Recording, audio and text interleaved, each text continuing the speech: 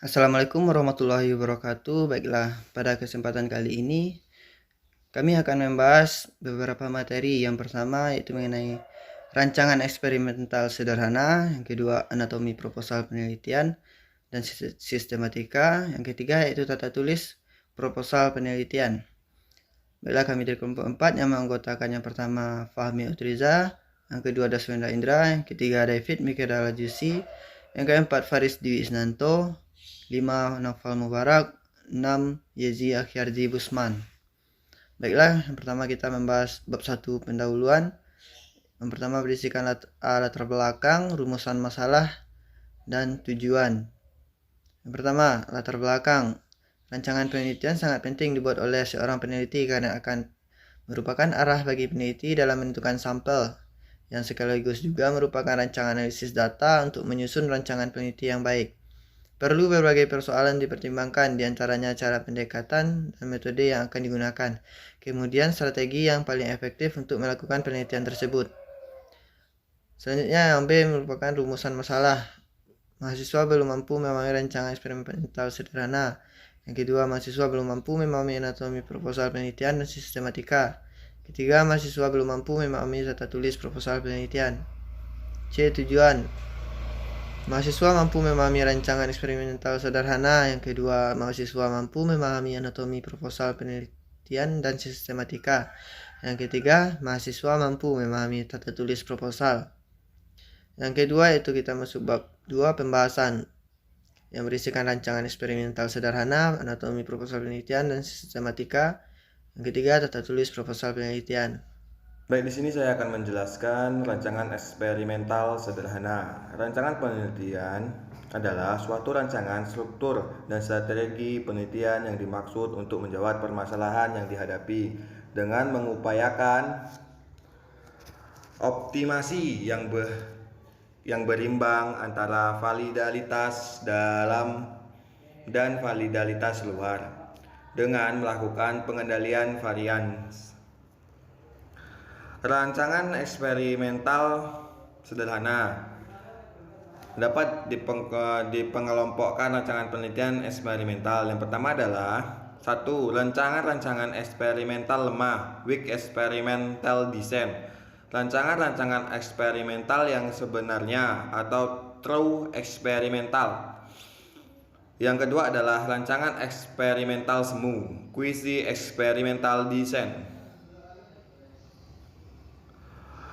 Rancangan eksperimental lemah, weak experimental design, Dikdikbud tahun 1983 menyatakan rencana ini sebagai pra-eksperimental sementara Stephen Ishaq dan William B. Michael tahun 1982 menyebut A.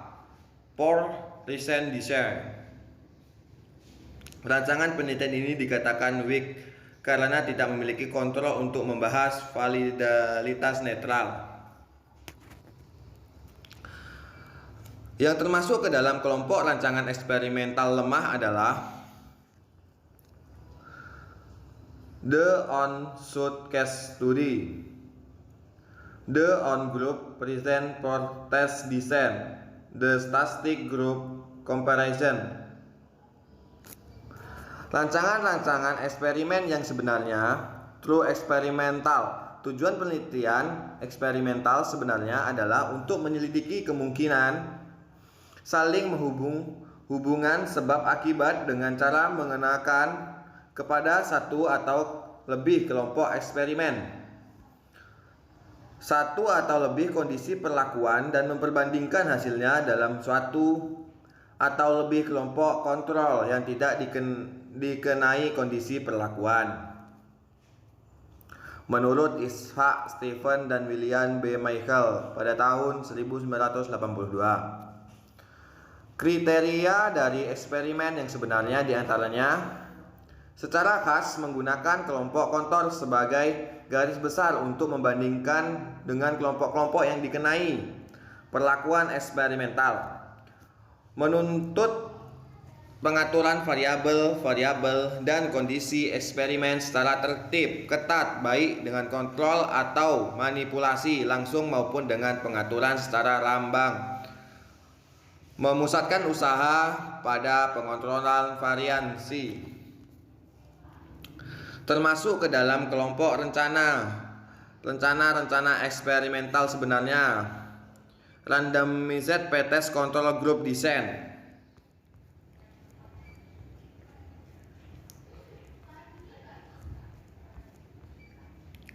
Yang kedua, randomized Solomon for group design, rancangan faktorial design.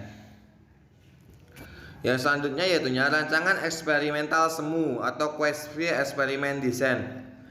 Isaac tahun 1982 halaman 54 mengemukakan bahwa tujuan penelitian ini adalah untuk memperoleh informasi yang merupakan perkiraan bagi informasi yang dapat diperoleh dengan eksperimen sesungguhnya dalam keadaan yang tidak memungkinkan untuk mengontrol dan atau memanipulasikan semua variabel yang relevan. Adapun kerangka proposal yaitu panduan atau petunjuk struktur rancangan dari kegiatan yang akan dilakukan, sehingga ada penulisan bagian per bagian, bab per bab, dan seterusnya. Kerangka ini disusun per bab dulu tanpa penjelasan, sehingga di awal pembuatan proposal bisa diketahui ada berapa bab yang dicantumkan ke dalamnya. Kemudian bisa dikembangkan per bab sesuai referensi yang didapatkan. Adapun urutan pembuatan kerangka proposal yaitu pertama halaman judul. Halaman judul tersebut yang sesuai namanya menyajikan informasi judul proposal. Dimulai dengan kata proposal, kemudian dilanjut pada judul penelitian yang akan dilakukan. Yang kedua yaitu daftar isi. Daftar isi adalah yang menjelaskan letak halaman semua bab di dalam proposal, biasa diletakkan di bagian depan sebelum bab pendahuluan.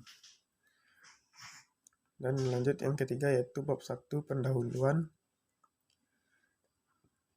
yang isinya pendahuluan. Pada bab pendahuluan ini terdiri dari 4 sub bab, yakni dimulai dari latar belakang, rumusan masalah, tujuan penelitian, dan manfaat penelitian. Dan yang keempat yaitu bab 2 tinjauan pustaka, di mana terdiri dari beberapa subbab dimulai dari review literatur, batasan konseptual, sampai kerangka teori atau kerangka hipotesis. Bab selanjutnya yaitu bab ketiga metodologi,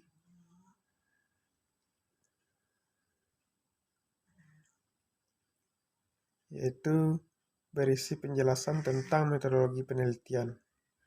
Bab ketiga ini dalam kerangka proposal juga terdiri dari beberapa subbab, di mana mencakup metode penelitian, teknik pengumpulan data, dan teknik analisis data. Lalu selanjutnya yaitu daftar pustaka, di mana yang membuat seluruh referensi yang digunakan dalam membuat proposal penelitian. Daftar pustaka biasa berisi referensi yang bersumber dari buku, jurnal ilmiah, artikel di internet, dan lainnya. Dan yang terakhir yaitu lampiran, di mana lampiran bagi penelitian perlu melampirkan sejumlah dokumen untuk melengkapi proposal bisa dicantumkan.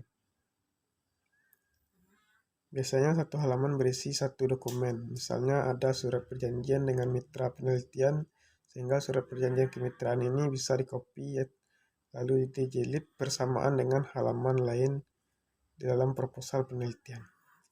Sini saya akan melanjutkan pembahasan materi dari anatomi proposal penelitian dan sistematika, yaitu tentang bagaimana cara membuat proposal atau tata cara membuat proposal penelitian.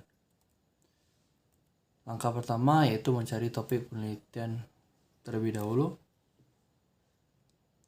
Topik penelitian pada dasarnya adalah masalah yang perlu ditemukan solusinya, sehingga bisa memperhatikan masalah di sekitar. Yang kedua yaitu mempelajari struktur proposal penelitian. Gunanya yaitu adalah bisa tahu urutan proposal penelitian ini ada di bab apa saja dan isinya seperti apa. Pastikan dipelajari dan dipahami agar bisa berlanjut ke tahap berikutnya. Yang ketiga yaitu mulai menyusun bagian kerangka. Setelah struktur proposal diketahui, maka bisa mulai menyusun proposal penelitian. Gunakan kertas atau buka dokumen baru di MS Word, kemudian ketik bab per bab sesuai urutan proposal yang dipelajari. Pastikan urutan bab per bab dalam kerangka sudah sesuai dengan struktur umum dari proposal penelitian. Namun jika proposal sudah ditentukan formatnya, maka format ini pada dasarnya adalah kerangka yang siap dikembangkan menjadi proposal utuh. Yang keempat adalah mengembangkan setiap bagian pada kerangka. Jika kerangka sudah jadi atau sudah selesai dibuat, maka setiap bab dan subbab tinggal dikembangkan. Proses pengembangan bab dalam kerangka ini akan menyusun isi proposal penelitian secara keseluruhan. Melalui penjelasan tersebut, kini siapa saja bisa lebih mudah menyusun kerangka proposal, sehingga proposal bisa dibuat dengan lebih sempurna dan meningkatkan kesempatan untuk penelitian disetujui. Jadi, silakan terapkan cara-cara yang sudah dijelaskan tadi dari keempat angka ini. Materi selanjutnya yaitu tata tulis proposal penelitian. Proposal karya tulis ilmiah atau judul skripsi terdiri dari 3 bagian, yaitu yang pertama bagian awal yang terdiri dari lembar judul, lembar persetujuan calon pembimbing, dan daftar isi.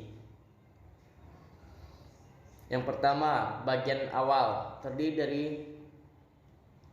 lembar judul, lembar persetujuan calon pembimbing, dan daftar isi. Yang kedua yaitu bagian utama. Yang pertama itu bab 1 pendahuluan. Bab pertama ini terdiri dari latar belakang, rumusan masalah, batasan masalah, tujuan penelitian, dan manfaat penelitian. Latar belakang memuat fakta-fakta relevan sebagai titik tolak merumuskan masalah penelitian, serta alasan-alasan mengapa masalah dikemukakan dipandang menarik dan penting untuk diteliti. Yang kedua yaitu rumusan masalah, yang merupakan pernyataan mengenai ruang lingkup masalah yang akan diteliti berdasarkan identifikasi dalam latar belakang. Rumusan masalah dinyatakan dalam bentuk kalimat deklaratif atau kalimat yang tegas.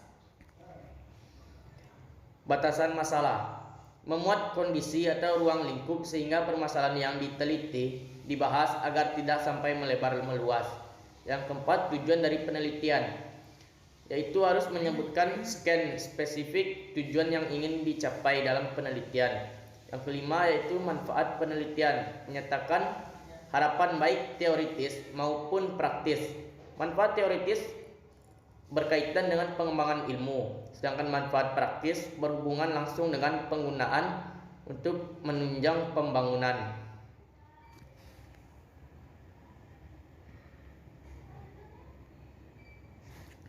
Bab 2, landasan teori atau kerangka teoritis. Bab 2 terdiri dari 4 hingga 6 halaman, berisi bahan-bahan kepustakaan yang disajikan dalam landasan teori.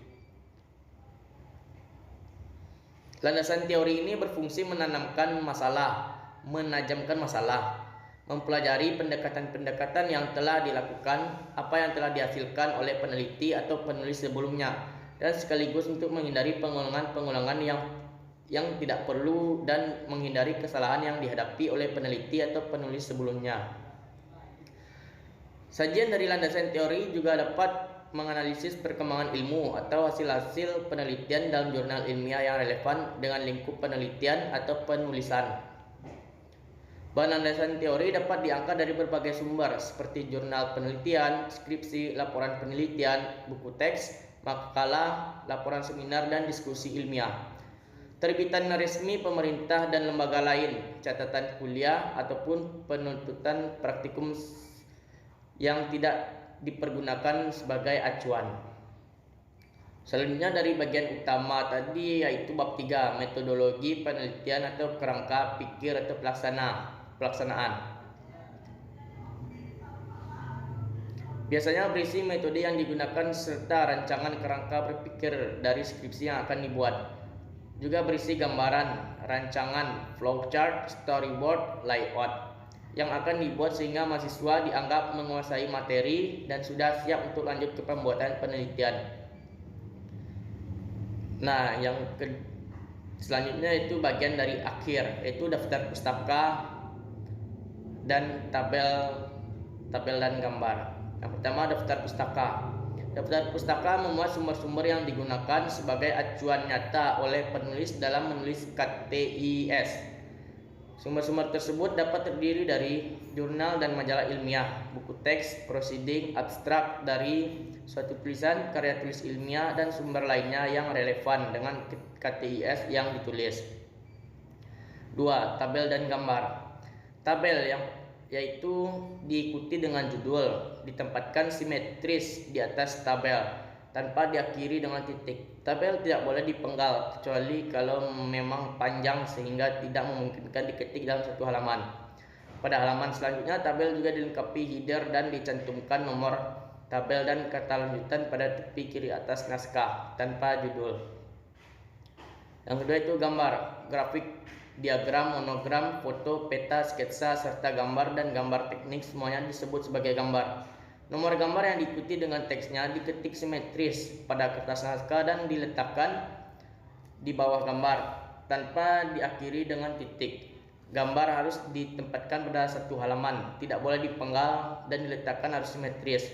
Keterangan gambar diletakkan pada bagian-bagian yang lowong dalam gambar atau di bawah gambar, yakni setelah judul gambar. Apabila gambar tersebut diambil dari suatu pustaka, maka ditulis nama penulis, tahun publis dalam tanda kurung, dan dituliskan di belakang judul gambar.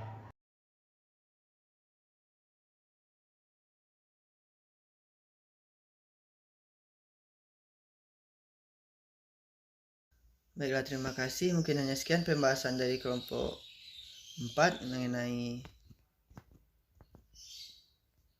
rancangan eksperimental sederhana, anatomi proposal penelitian, dan sistematika. Dan yang 3, tata tulis proposal penelitian.